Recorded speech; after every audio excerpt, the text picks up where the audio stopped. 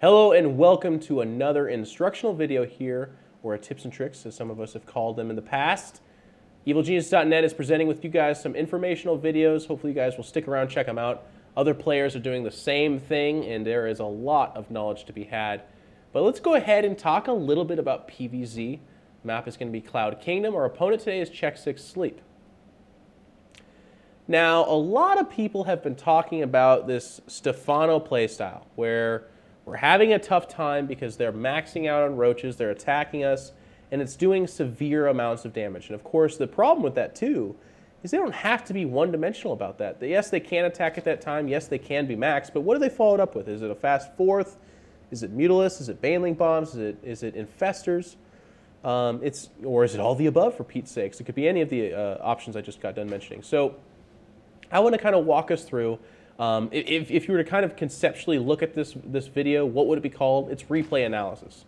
We're going to talk about the openings in PvZ and kind of where we want to go from there. And I'm going to introduce to you a new concept, or not necessarily a new concept, but I'm going to at least introduce to you the idea that you should focus on this as a potential response to the metagame right now. So the opponent again is Check 6 Sleep, a Korean player formerly of Team Slayers, good buddy of mine. We practiced quite a bit. And I hope he doesn't mind that I'm doing a video about this. I do. Spoiler alert, happened to win this game, but I can assure you he wins games as well. And the proof's in the pudding. The guy's freaking amazing. He'll be at the MLG Spring Arena, done well at the Lone Star Clash, as well as various other tournaments. He's just an amazing monster of a player and very polite and kind as well. But hopefully we can kind of extract some information from this and make it beneficial for everybody involved. So I'm going to speed this up just a little bit. It is 9 pylons. It's going to be a Forge Fast expansion opening. That is, in my opinion, the optimal opening. We do see some players like Liquid Noni experimenting with one gate expand and trying to kind of mess up the metagame that way. And that's really cool because not a lot of people do those openings. So when they do it, Zerg players have less practice against it. They're less comfortable because they don't quite know where things fall into place. But for me, Forge Fast expansion is just the better build, so that's why I'm going to go ahead and do it. It's not necessarily the smarter build or the one that throws off the Zerg player the most, but it, in my opinion, is the one that puts us in the best place to do the most amount of damage. So I'm going to go ahead and check out his bases, make sure he's not getting away with a cheap hatchery. I would have liked to have placed a pylon to delay this, but I in fact did not get that off, so he's going to throw down his hatchery in a timely fashion. And as we can see, my Nexus is still faster than his hatchery, so that's, again, that's become the standard in PvZ, but that's pretty nice for us here. Very standard opening. I'm sure you guys have seen this before. It was Nexus first, again, because I was able to see kind of what he was doing and knowing that I was safe, not facing like a 6-pool or something like that. But now it's all Chrono Boost on probes. And that's going to be one of the first big tips of this video. A lot of people don't emphasize probe Chrono Boosting, and that's at their own deficit. If we Chrono Boost purely probes, not things like Warp Gate, not necessarily our gateway unless we think an attack's coming or we want to feature an attack of our own, but certainly not +1 attack. We're going to start +1 attack here fairly soon, and because we start it soon, we don't have to worry about Chrono Boosting because it's going to finish in a timely fashion. As we can see, there it is. If I had it, 30 seconds before an attack ever came for me or for him, what does that actually do for me? It does nothing, right? So you don't need to Chrono Boost that unless you're starting it late or it's a part of a very specific timing attack that you've carved out. Now we've gone 1 gate Robo, and you can see the Warp Prism is the first thing to be built. Immediately after that Warp Prism is started, that's when we add our gateways. But having just walked off sentries off this one Zealot that grabbed the tower on my behalf, I'm going to have roughly 4 sentries, because Warp Gate's about to finish here, to be loaded up into the Warp Prism. And this is really cool. As that's going on, these gateways should finish, and I'm going to want to remake my sentries behind this because I don't want to have all my sentries represented in an aggressive position because that leaves me vulnerable to attack. Now, it doesn't even have to necessarily be hidden. Of course, it's more fantastic when it is hidden, but as it isn't, that's completely fine, actually. So Observer comes out, we're walking out Immortals, there's those sentries, and even +1 armor has been initiated. Now I'm going to go ahead and pause here just to talk a little bit more about the build so I don't leave you guys too far behind. You do want to take your third and fourth gas fairly quick. I don't have a specific number for you. What I can tell you is that you transfer over like 4 or 5 probes to this base. You Chrono Boost purely probes until you get 16 here, and then you set the rally down here as well. And it's at like roughly 10 or 11 probes that you have mining down here that you then take your third and fourth gas. So it's pretty quick. And that's going to allow you to go ahead and do several different tech things that we're going to want to talk about here in a moment. But the biggest thing is going to be have a high sentry count. So +1 armor, sentries, and then continuous immortals off that robo. How many gateways should we roughly have? 6 is a good number. If you fall anywhere below that, you need to take a faster third and then add additional gateways immediately afterwards. So how fast of a third? Well, to be quite honest, I'd do like 1 more warping of sentries, and then I would take that frickin' third. That's how fast we're talking. And that's a little bit more risky because that's pushing you towards like the 10-minute mark, which just gives you a couple of minutes to start building up your defenses and getting your SimCity formulated for that impending attack. But all of that kind of moves away from something that I want to talk about here that actually does buy you a lot more time, and that is this Warp Prism. Zerg players have got to respect the Warp Prism. They don't have an option. They can't look at this and say, well, maybe it's just 4 zealots, or maybe it's nothing at all. Maybe it's a hallucination. They have to say, what if it's 4 sentries and there's like 10 gateways behind this? And we can kind of see that taking shape right here. Immediately the queen goes down, even though she's focus firing that Warp Prism, which is the really smart choice. And then here, we're just playing disruption. If you look at the drone count loss, it's actually non-existent. Not at all. And that's okay. It's not ideal. I mean, it'd be really cool if these roaches weren't here and I was able to kill a bunch of drones and he didn't have the spine crawler. That'd be fantastic. That'd be wonderful. But unfortunately, that's not the world we're dealing with. But what we are dealing with, what we are doing for ourselves, is we're taxing the Zerg player. Microing a Warp Prism and making decisions off that Warp Prism, the ball's in our court. A, the element of surprise is in our favor, but B, this is a much more manageable chunk of units right here than the entire Zerg production in Army and Economy is for the Zerg. They're going to start missing out on injects. They're going to start slowing down their creep spread, which I guess is not that big of a deal. But their production's going to fall a little bit behind too. And we can see that. Our supply is fairly comparable, and we're actually at 1120. If this Zerg was left untouched, just completely, you know, fine and dandy on his side of the map, this supply would probably be about 140, 150 and approaching 200, whereas my supply would be just about exactly the same. It would be probably like 100, 110. And that's pretty cool. It's pretty cool that I can tell you there is a way for you to go ahead and garner that advantage. Now, here's the thing. My harass, like I said, it didn't do that much. It did not kill any drones at all, actually. It killed 1 queen. It wounded a spine crawler, and it probably killed a few lings, maybe a couple roaches. Not a big deal, actually. What did I lose? 1 sentry and a bunch of zealots. Now, there's a lot of PvZs where we talk about trading zealots for things, and a lot of times in the current metagame, we've gotten into a place where those zealots actually aren't being traded. They're just being ran down and killed because the timings for those zealots are so figured out. Well, I present to you an alternative way to get those zealots into those critical places and still do that harassment that we need to do otherwise.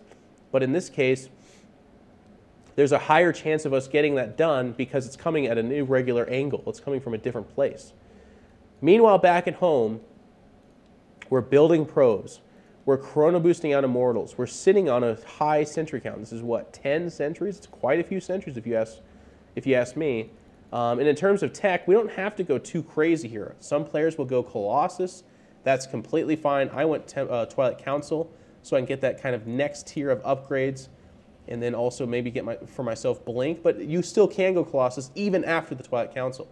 Now, the only thing I don't like about my execution is that I think this could have been quite a bit faster. You can notice it just now went down, which means I'm actually staring down the face of this 12-minute max timing. Probably not a max, but at least a soon-to-be aggressive Zerg, because I've kind of kicked the bee's nest, so to speak. I would have liked to have this Nexus down about a minute ago, and that way the pylon's complete, and I'm now sim-sitting this angle and building cannons, putting myself in a place where I can defend the incoming attack. But again, I want to kind of talk about this Warp Prism. Because he focus fired it down to such low health, he feels comfortable in that he can actually get away. But look, his army moved away to go attack. It's coming all the way back home. Why?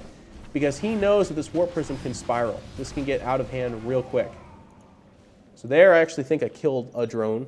Maybe 3 drones. Wow, good for me. And he's going to move back out there. Supply is barely moving. Now it's starting to pick up the pace. So look at that production. Boom. Lots of production. You'll notice that Sleep's doing something different, though. Banelings, interesting choice, right? I think he actually already has Overlord speed, and it looks like he has drop as well. So he's got those upgraded. So he's going to go with that, and it's allowing him to take a faster fourth than usual, but because I'm left untouched, this gives me the ability to go ahead and start mining from here. I like some gateways here. I think I eventually do it, but if I don't, that would be my criticism of myself. And now I'm at 5 Immortals and starting to go Colossus. And here's the other really nice thing about this, okay? I want to talk about this. You might look at this and say, well, in Control, what if he went Mutas, man? You'd be completely screwed.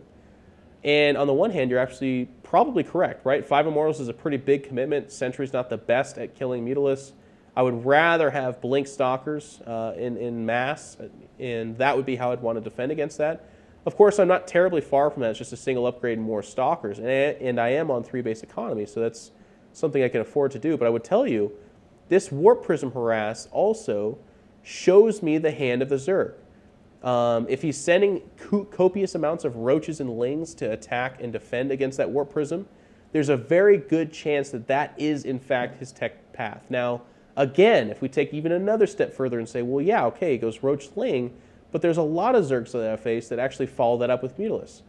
Well, that's, again, where I'd be critical of myself in this game specifically, but tell you guys that we still have the option to go ahead and scout. There's things like an observer that used to be right here. Not quite. It might have actually come home. There it is. But it used to be right here. It can actually still peruse these bases and check for tech as we're attacking and aggroing his stuff away from, away from key spots where he might pick off that observer. So there's that option, but there's also the option of kind of forcing more units out of him via that Warp Prism, and then also having this army here that we could do more things with. If I felt more confident, I could have pushed out to the tower, and maybe even revealed myself on his half of the map. From there, I could have attacked or not attacked, depending on the situation, or for you guys at home, your play style. But the bottom line is it puts the ball in our court, and it gives us the tools necessary to, A, have full information on their tech trees and kind of like what path they want to go down. But then, B, it allows us to control said tech paths. Does a Zerg player feel comfortable throwing down a Spire and switching to Mutalisk if they have a Warp Prism harassing while the Protoss is setting up their third and amassing a large army? Chances are the answer is probably not. If I didn't go Colossus, in fact just went Blink Stalker, that's like an auto win for the Protoss if they do go Mutalisk. Because my army is going to be twice as strong as whatever ground force they feature, and Blink Stalkers with those Guardian Shields and the emphasized upgrades going off that single forge with that Chrono Boost is more than enough to handle a weakened economy Zerg player that's going Mutalisk off of 3 base, maybe 4. So those are really strong and winning scenarios for us as Protoss players. Sleep, being the monster of a player that he is actually doing something very powerful. Baneling drops with Roaches are an extremely, extremely powerful pairing of 2 different tech paths. If you attack out into that, it's almost impossible to separate your sentries effectively enough. They're gonna die. And this army, minus these sentries, is very vulnerable to like a very strong Roach Ling contingency. As many Immortals as I have, if they're getting their shields reduced by those Lings and perhaps some extra damage from Banelings, Roaches make short work of them as long as they don't have to deal with those shields. But now with Colossus to anchor this army, I'm going to push out. Warp Prism's still just chilling there, but honestly it could have came away and acted as like a warp in resupply. Which is, I think, oh, nope, gets picked off. So we're going to have our big engagement here, and you can see how we're about to, when Overlords pull in like that, you got to do the best job you possibly can to spread out, but as you can see, my sentries are gone. There's just no chance to save them, and that was a lot of sentries, and that was coming in. The Link out of the way, Colossus are dead to the numbers of Corruptors, but this army is just kind of keep on rolling. I'm staying relative close to his supply. This pound over here that was thrown down earlier is allowing me to resupply at a fairly decent pace. And now he's caught in an awkward place where he went Corruptors, he went Banelings, he's got Roaches, and he's also got Infestors. So that's a lot of gas. And somehow he still has a lot of gas, not quite sure. Maybe that fast fourth was what allowed him to do that. But by expanding closer to my Zerg opponent, I'm also now able to kind of launch attacks. This is like my base camp, if you will, where I'm constantly aggroing aggression against him. But then at the same time, I'm defending and starting to secure a better economy for myself so that I can, again, continue to fund my war effort. Now, DT Harass is something that I'm obviously pretty known for. I really do like it. You don't have to go DTs there. In fact, that gas can be spent on just more Stalkers, so you look just a lot like an MC style, if you will. You could rebuild your sentries if you're not dumping gas into something high gas count like an Immortal. Excuse me, not an Immortal, but an Archon or more DTs. But in this case, because I'm facing Lean Baneling, I do want to have these Archons to tank that damage. And I also want to have my Colossi coming out as fast as possible so that I can have enough to clean up the groundwork as well. But I'm keeping tabs on spaces. I was able to pick off the space, so I know that I've put them on 3 base economy for a while.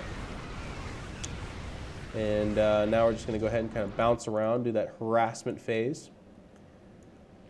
Warp Prism's gone, so I'm not, no more analysis about that. It would have been nice to save it, like I said, and kind of bring it out and start warping in with it, or at least do a counterattack with it. But because he built stacked defenses and kind of kept a watchful line, I didn't have those options laid out before me. And now, with these fantastic upgrades, 3 attack, 1 armor, and just the sheer weight of my production, I'm actually going to start crushing down on his army. There go the Broodlords. Now, this base is dead. He's not yet mining from that base, but even if he was, that base is under contention from a scouting DT. And this is ill-advised. I just killed the base. My shields haven't regenerated yet. Probably pull back and do it, but I'm just so far ahead that it actually just doesn't matter. I'm going to go ahead and take that victory right now. Key elements to follow up that Warp Prism. Like I said, I would have rather I pulled that Warp Prism out, dropped those 3 sentries for myself, but then had the ability to warp in directly on my army as opposed to within a reasonable distance of said army. That would have been quite nice. The other cool thing would have been to circle around and kind of drop it into the back of the main so that when we're fighting over at his 4th base, I'm warping in 5, 6, 10 Zealots maybe and attacking really high important structures like that Greater Spire, maybe the Spawning Pool, and then the Roach Warren to cut off production of units necessary to his own defense. That would be kind of cool ideas like that. DTs as well coming out of there, killing that hive would be a nice little bonus for myself. But the cool thing, and really what I want you guys to take away from this, we had the Immortals and we had the Sentries to hold off a potential counterattack. If the Warp Prism Harass doesn't do phenomenally well, there's a really good chance that they will attack immediately after, thinking they have a small advantage for themselves, but really the cost is fairly low for that, as long as we're not warping in units into like a wood chipper, if you will, of a Zerg production line, then we're probably in a pretty okay place to hold off that counterattack. And if we secure for ourselves a faster 3rd, we can make that transition based off the information we're reading. Okay, he's going muted, so I'm going to get Blink Stalkers and Templar. Oh, okay, he's going Roach Ling into probably Infester. I'm going to go Colossus after 3 or 4 Immortals. That kind of stuff. Mothership at 3 base, that's something, again, doable because of the faster 3rd and because of the harass. But all of this and most of this is made possible by opening up with that Warp Prism, getting that information, applying the harassment we need to slow down that Zerg player so that, because we all know what happens when you leave a Zerg player untouched, right? They get up to 85 drones, they start making roaches and whatever the hell else they want to, and then they just kind of ask you to leave the game as politely as possible. But in this scenario, we're able to say, hey, you got to worry about that Warp Prism, man. You don't know if DTs are coming out of that. You don't know if it's going to warp in 10 units the second you turn away. I could force field your ramp, and then you're trapped out forever.